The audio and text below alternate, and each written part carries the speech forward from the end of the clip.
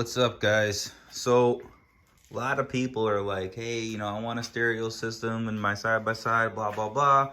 I don't want to spend a lot of money. You got this is the Can-Am Maverick. This is the Turbo RR. The audio roof is really cool, right? It's just a ton of money, and you just drop like 30 grand on a new side-by-side, and you don't have another 3 grand to spend on an audio roof. So, what do? You buy an inexpensive stereo system, right? You do some research, you find out what's out there, and you wind up going with something. So what I did is I went with this Swamp Donkey system here. It's pretty cool, actually. So we installed it. Didn't take that long to install it. It's pretty straightforward. It comes with the wiring harness, and on the Mavericks, you got your auxiliaries for the power right in the center console. I'm sorry, right in the center console here. So this is where all your power connections are in here. And what we did is we ran it down, through the roll cage. That side went down underneath, through the back, and then inside. I'll show you that in a little bit how we hooked everything up. But honestly, the installation is pretty straightforward. It's not difficult at all. A couple tools. Just got to remove that center piece in here, take that passenger seat out, and then you get in there and run your wiring right down on this side over here. I tied it into the auxiliary power, so basically it only works when the key is on. I probably should have tied it into the battery, but by doing it this way, when I turn everything off, it resets the head unit. Which really sucks because anything you stored in there is not stored anymore. Anyways, let's see if I can get some good views of this. A little bit dirty because we just went for a ride this weekend. But this is the Swamp Donkey system, right? It's got this cover on here. This is nice because no dirt gets in here. It's pretty clean. Maybe some dirt gets in there. I kept it open for a little bit when I was riding. Maybe I should clean it up. But anyways, so you get this head unit. I'm trying to get the best lighting I could here. You get the head unit on there. You got the 4 speakers in here. What do I think of it? I think it's loud enough when you have a helmet on and goggles on that you can still hear your music and still enjoy it over the sound of the engine and everything else. So definitely plenty of wattage. You can hear everything. What does it lack? It lacks bass. You're not getting a ton of bass out of the system. So you get loud music. It works. Nothing wrong with it. I mean, it does what you pay for. There's no subwoofer, but it is plenty loud. I think it's pretty cool. I mean, the whole setup, the whole casing and everything is pretty solid.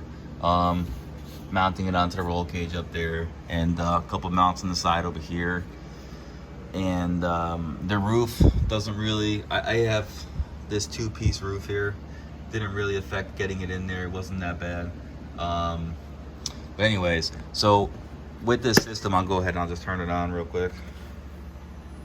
So what's cool about this is you have these lights on here, which is some cabin lights, which is cool, especially if you're doing some night riding. You want some light inside the cabin. This is nice. A little toggle switch over here for that. And then you just have your basic head unit, right? You have Bluetooth, you got the Pandora, you got AM, FM. You could change your sound modes on there, everything like that. So, I mean, to have the AM, FM radio is cool if you just wanted to do it that way. Like I said, the only downfall is the way that I hooked it up was, not using it directly to the battery, only because I didn't want to drain the battery when the car was off. Because it's still going to take a little bit of power all the time, even when your car's off. So you have your presets on here for that. You do have a USB input here, so if you wanted to plug your phone in, you could plug your phone in that way. It's usually what I do, and then I just control everything right here. I put my phone in there and play my music that way. Works out pretty good. I mean, honestly, I would turn it on and play it, but it's not going to really do it justice. You're not going to really hear it that well over YouTube. I mean, that's it, right? For $550, I think it was. Definitely worth the money. Clean install. It doesn't look that bad. It's kind of hidden up in the roof, which is nice. I'll show you what it looks like from the front. know, with the roof on, you really don't see it. So, I mean, it doesn't block the mirror. You know, it's not hanging down. It's not too low compared to like a sound bar or speakers in the back. I hate pods in the back. I think that looks ridiculous. So doing it this way is pretty clean installation. Yeah, swamp donkey system, not bad at all.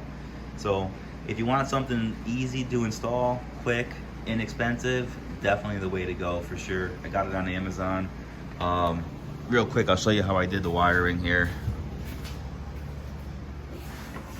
You know, basically, this was your cable here. I should probably just put a tie strap over here to hide it a little bit more, but ran the cable around right down here, and then you could just, you're not gonna be able to see it, but you know, through this center console here, you have there is a space back here that you can get through from the engine compartment, and then you get it in here and just tie it into your auxiliary power supply that's in here, which is nice. Yeah, that's it, man. If you guys got any questions for me, definitely let me know. But clean unit, clean installation.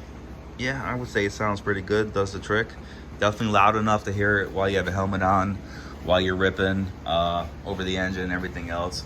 You know, even from the back, I mean, like I said, you don't really see anything. So definitely hidden up there, which is nice. I like that. Yeah, that's it.